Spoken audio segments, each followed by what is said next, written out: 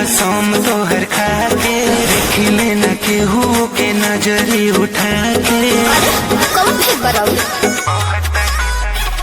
कहतनी धनिया कसम तोहर खा के देखिले न केहू के नजरी उठा के नहीं धोखा करत बानी तोहरा संगे तोहरा संगे।